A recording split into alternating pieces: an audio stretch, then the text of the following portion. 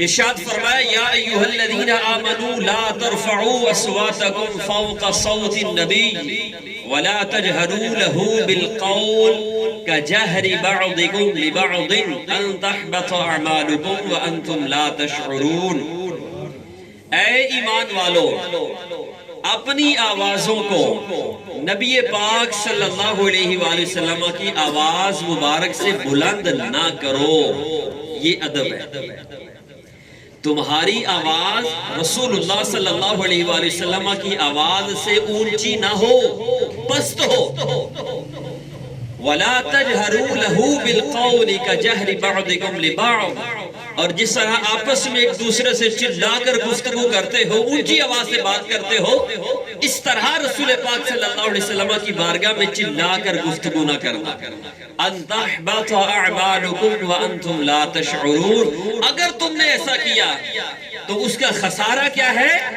کہ تمہارے اعمال ضائع کر دیے جائیں گے اور تمہیں اس کی خبر بھی نہ ہوگی۔ کسی انسان کے لیے بہت بڑا وبال ہے اگر کوئی نیک بندے کو پتہ چل جائے نا کہ میری یہ نیکی ضائع ہو گئی ہے، مجھ سے یہ خطا ہوئی ہے، پتہ یہ غلطی ہوئی ہے، وہ توبہ کرتا ہے، یا اللہ معاف فرما دے، مجھ سے یہ غلطی ہو گئی ہے، توبہ کرتا ہے اللہ کی بارگاہ میں، پھر وہ حاضری ہو جاتی ہے۔ لیکن یہاں اتنا نازک معاملہ ہے کہ رب نے فرمایا ان تحبط اعمالکم وانتم لا تشعرون، تمہارے اعمال ضائع ہو جائیں گے اور تمہیں خبر بھی نہیں ہوگی۔ اگر خبر ہوتی تو تم توبہ کرتے، لیکن یہاں کی جو گستاخی ہے اتنی بڑی بے ادبی ہے کہ تمہیں توبہ کو موقع بھی نہ ملا، تمہارے ذہن میں یہ خیال بھی پیدا نہیں ہوا کہ میں نے غلطی کی ہے، وانتم لا تشعرون، تمہیں خبر بھی نہ ہوگی۔ اتنا حساس معاملہ ہے۔ اور یہ آیت مبارکہ نازل ہوئی ہے، حضرت سیدنا ثابت بن قیس بن شماس رضی اللہ تعالیٰ عنہ حضور کے صحابی تھے، انہیں ثقل سماعت تھا، اونچا سنتے تھے۔ آپ نے مشاہدہ کیا ہوگا کہ جو بندہ اونچا سنتا ہے جب وہ بات کرتا ہے تو اس کی آواز اونچی ہو جاتی ہے، وہ یہ سمجھ رہا ہوتا ہے کہ پتہ نہیں سارے گوڑے نے،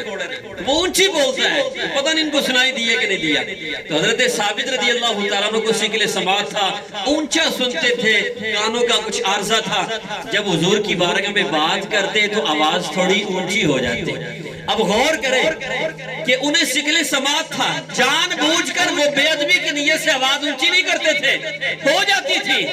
لیکن وہ رب ہے نا، اس کو یہ گوارا بھی نہیں ہے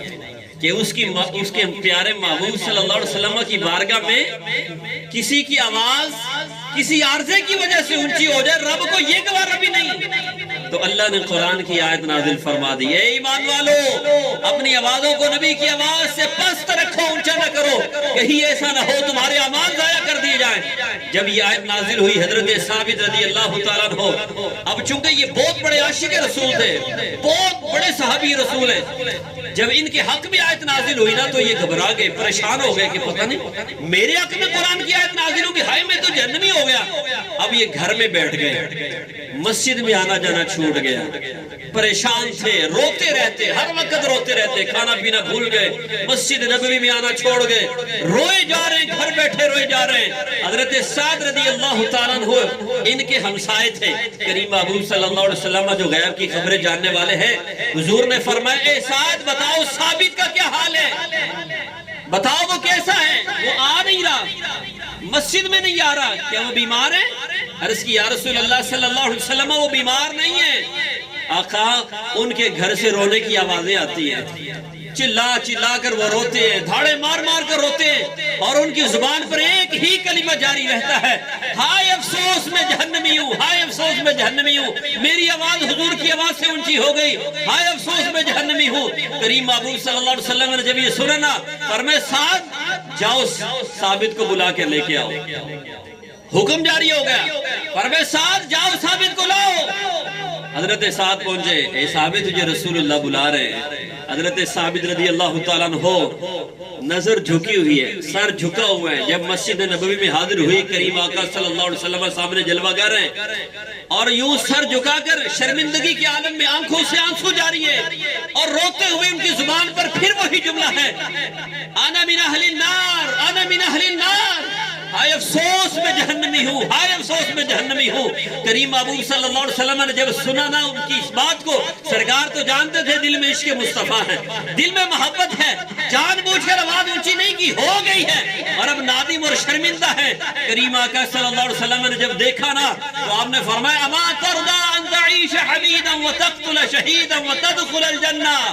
فرمایا ثابت تو اس بات سے راضی نہیں کہ میں محمد صلی اللہ علیہ وسلم تمہیں یہ خوشخبری سنا رہا ہوں، ساری زندگی تیری گزرے گی رب کی حمد و ثنا کرتے ہوئے گزر جائے گی۔ وتقتل شہیدا، جب دنیا سے جائے گا تو بستر مرگ پر تیرا وصال نہیں ہوگا بلکہ تو جام شہادت نوش کرے گا۔ وتدخل الجنہ، میں خوشخبری سنا رہا ہوں کہ رب اپنی رحمت سے تمہیں جنت میں داخل فرما دے گا۔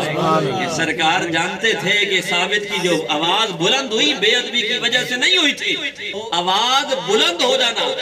رب کو یہ گوارا نہیں کہ کسی طرح بھی ہو جائے۔ یعنی اگر کوئی ہو سکتا تھا نا یہ ادھر پیش کرتا جی یہ فلاں وجہ تھی، یہ فلاں وجہ تھی، میں فون پہ بات کر رہا تھا تو آواز نہیں آ رہی تھی تو میں اونچی بول رہا تھا،